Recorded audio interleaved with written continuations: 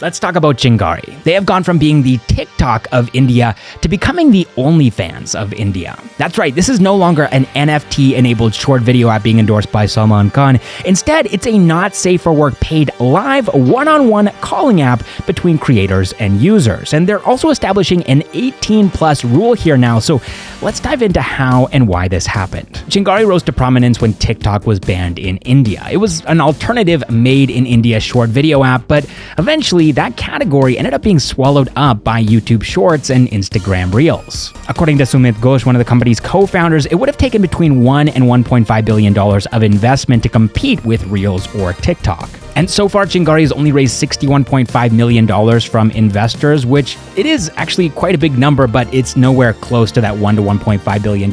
So Chingari never really stood a chance in that space. So it was at that point that they pivoted to Web3 with their Gari token. And this is where they looped in Salman Khan to promote the launch of this new cryptocurrency, and it didn't work out. One of Chingari's co-founders, Ideaforge, left the company, and following this, they had to lay off 20% of their workforce. That was about 48 people. So at that point, Chingari had an interesting decision to make. They could have continued going down this crypto-powered short video app route, which probably would have ended up seeing the company fizzle out over time, or they could do something different by listening to their users. That's right, the users of Chingari were already kind of using the app in this way for not safe for work content. It was deviant, it defied the terms and conditions of the app, but people were doing it anyways, the same way that people share that kind of content on Facebook and Instagram and all other kinds of platforms that aren't specifically intended for that kind of content, but people end up doing it anyways because it's the internet. And of course, they ended up choosing the latter, taking pages out of the OnlyFans, Chamlet, and Tango playbook by including not safe for work content on their platform and focusing specifically on live streaming and one-on-one calls. Now, what do Chingari's investors think about all of this? Well, it seems like they're not too thrilled about it, at least some of the investors. Sumit Ghosh has said that the startup is having ups and downs right now with its investors, but if Chingari goes the way of OnlyFans, then I think the investors may end up being happy with the ROI that they see in the long term, because OnlyFans in 2021 did $1.2 billion in revenue and was projected to hit $2.5 billion in revenue in 2022. It is bootstrapped completely, and they're projected to do $1.2 billion in profit in 2022 at an estimated valuation of $18 billion. Now, you might be surprised to know that OnlyFans isn't actually banned in India. Uploading explicit content onto the platform, just like uploading explicit content onto the internet in general from India, is illegal, technically, and Chingari is in the same situation where the platform is not actually being banned, it's not violating any rules in and of itself, and they are trying to moderate not safe for work content as best they can, but the content that might be uploaded to the platform could technically be considered legal from a user level. However, according to Sumit, Chingari is doing everything by the book, and they're legal in terms of what their platform offers. All right, next up, I want to talk about some content that isn't going to get you into trouble, our Backstage with Millionaires Compliance and Regulations course. So this is the last chance that any of you guys have to sign up for the second cohort of that course, and it's being taught by some really experienced instructors, two very talented women who have been in this space for a long time, more than a decade each, and you can find a link to that course and also the brochure that we've created. I'll actually put that on the screen right now. You can pause the video if you want to read that and go through some of the modules that are going to be taught in this course. And yeah, you can find a link to that brochure, pricing information, and the course itself in the description down below. All right,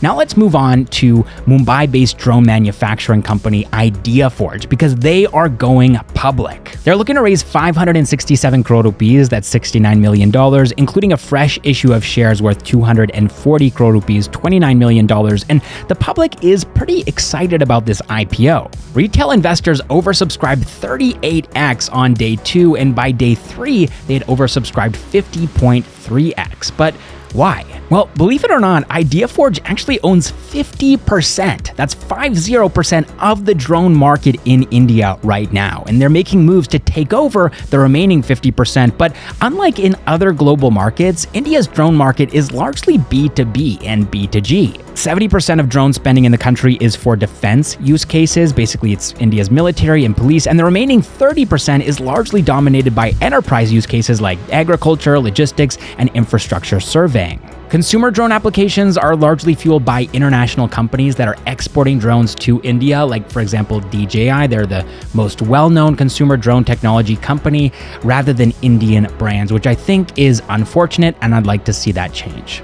All right, next up, I know we're all kind of sick and tired of hearing about BYJU'S, but the story does keep evolving, or maybe devolving would be a better word. Prosus has devalued BYJU'S to $5.1 billion. That's a more than 75% reduction from their current proposed valuation of $22 billion.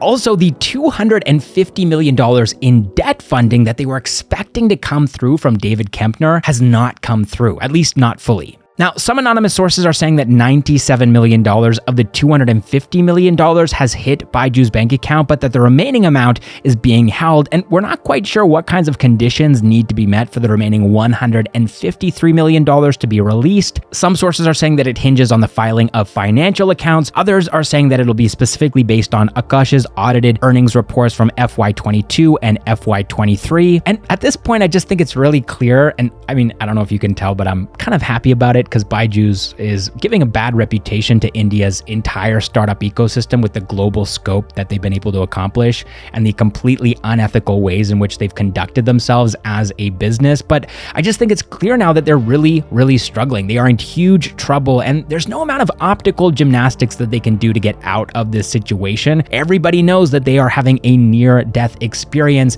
and it doesn't matter how many big business podcasts Baiju Ravindran and Divya Gokulnath go on, they just can't salvage this situation. They're not going to convince the public that they're not in huge trouble. I want to put this letter from a former BYJU'S employee up on the screen now. Feel free to pause the video if you want to read through it. It is a lengthy email, but it actually just got posted and went viral on the internet this last week. And it kind of shows how upset employees are with the company and the kind of damage that a startup can do when they prioritize growth over literally everything else, including ethics and how they treat human beings. That being said, though, there is one silver lining to this situation. BYJU'S has finally paid for its employees' provident funds, sending 123.1 crore rupees to the EPFO for late PF payments between August of 2022 and May of 2023. All right, now let's move on to some funding news here. $52 million have been raised across India's entire startup ecosystem, and unfortunately, that's the lowest that we've seen since week 3 of April, towards the beginning of the financial year. You can see that in context here, but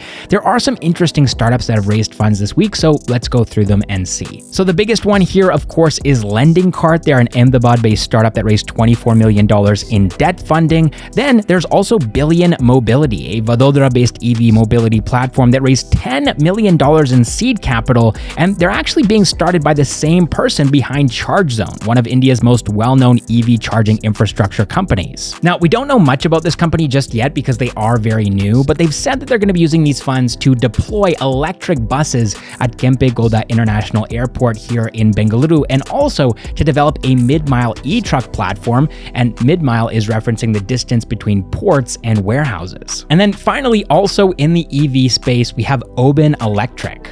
This is a Bengaluru-based electric motorcycle startup, and they raised $4.87 million in a pre-Series A extension. All right, that's all I got for you guys this week. I will see you in the next one.